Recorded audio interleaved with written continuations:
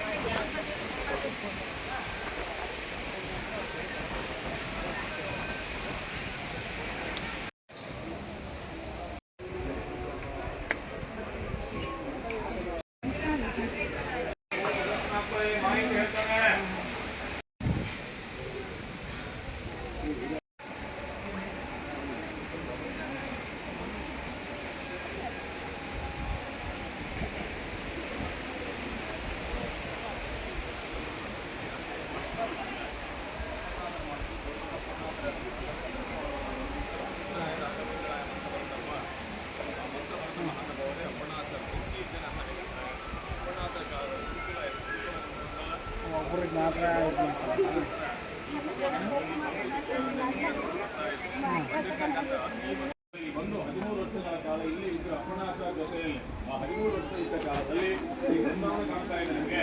ಈ ಜಾಗದಲ್ಲಿ ರಾಯರ ಮೂಲಕ 13 ವರ್ಷಗಳ ಕಾಲ ಹೋಮ ಜಪ ತಪ ಮಾಡ್ತಕ್ಕಂಥ ಸ್ಥಳ.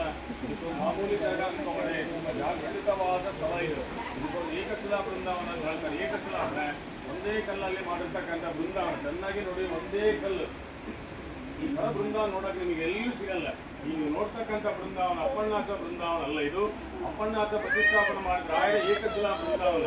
ಇವತ್ತಿಗೂ ಬೆಳಿಗ್ಗೆ 4:15 ಸುಮಾರು ಅಪ್ಪಣ್ಣನಾಥರ ಮತ್ತು ರಾಯರು ಇವತ್ತಿಗೂ ಸ್ನಾನ ಮಾಡಿ ಹೋಗ್ತಾರೆ ಅಂತ ಪ್ರತೀತಿ ಇದೆ.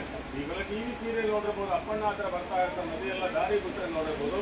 ಆ ಜಾಗ ಇದೇ ಜಾಗನೇ. ಇಲ್ಲಿಂದ ಅಪ್ಪಣ್ಣನಾಥರ ಮಂತ್ರಾಲಯಕ್ಕೆ ಹೋಗೋರಿಗೆ ಬೃಂದಾವನ ಕಂಪ್ಲೀಟ್ ಆಗಿ ಮುಗಿದೋಗಿರುತ್ತೆ. ಆ ಬೃಂದಾವನದಲ್ಲಿ ಖರಾಬೆ ಅಪ್ಪಣ್ಣನಾಥ ಮೂರ್ತಿ ಕೆಳಗಡೆ ಬಿಡ್ತಾರೆ. ರಾಯರು ಬೃಂದಾವನ ಒಳಗಿಂದೇ ಅಪ್ಪಣ್ಣನಾಥರಿಗೆ ಹೇಳ್ತಾರೆ, ಅಪ್ಪಣ್ಣ ಪಟ್ಟವೀರ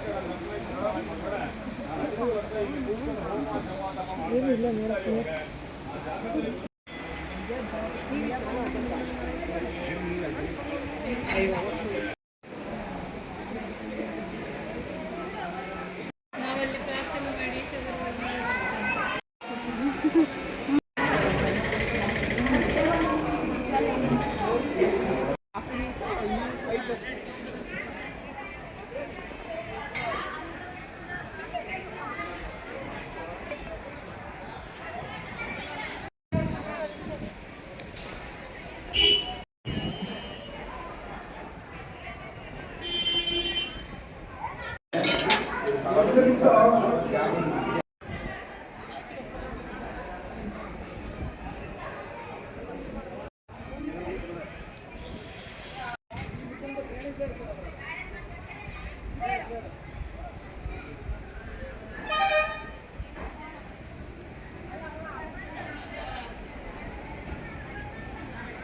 ಇದನ್ನೇ ಬೆಲ್ಲ ಮತ್ತೆ